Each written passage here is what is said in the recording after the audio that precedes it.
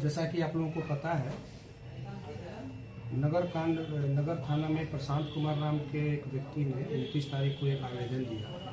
वो अपने दुकान का पैसा लेके बैंक जा रहे थे, जिसमें 4,90,000 रुपये झपटमारी करके छीन लिया गया उनसे।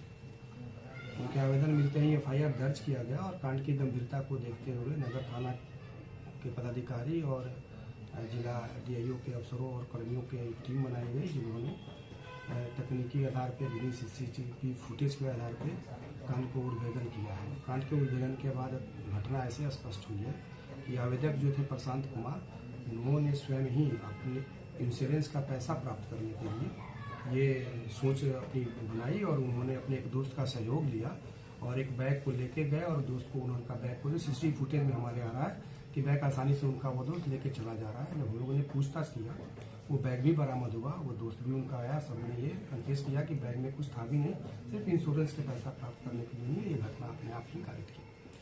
उनके पूछताछ के बाद और उनके स्वयं बयान के बाद अन्य जो है कि कागजी कार्रवाई करते हुए उन्हें न्यायिक हिरासत में हम भेज दिया।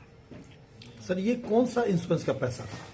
उनके मन में ये बात आई थी कि अगर कोई भी पैसा हम लोग का अगर लूट होता है, अगर हमारे दुकान का पैसा जो बैंक में हम जमा करते हैं, तो हम इंश्योरेंस कंपनियां हमको उस पैसे को वापस देती हैं, जबकि ऐसे नियम पूरी तरह नहीं है। उसके अलग अलग प्रावधान है, जो उसकी पूरी जानकारी उनकी नहीं थी। उस जानकारी के अभाव में उनको लगा कि इंश्योरेंस का पैसा हमारा अपने से मिलेगा, इसका पैसा मिलेगा, और वो जो है कि उसी लालच में उन्होंने ये घटना कारित की। क्या दुकानदार जो है सो उन पर कार्रवाई होगी, जिन्होंने झूठा आरोप झूठा केस दर्ज करवाया थाना और पुलिस को परेशान किया? वो स्वयं ही स्वीकार किए और उन्हीं पे FIR को सत्य मानते हुए न्यायिक हिरासत में भेजा जा चुका है। किस प्रकार की दुकान कहाँ पे थी सर? ये किस चीज का दुकान चला रहे थे?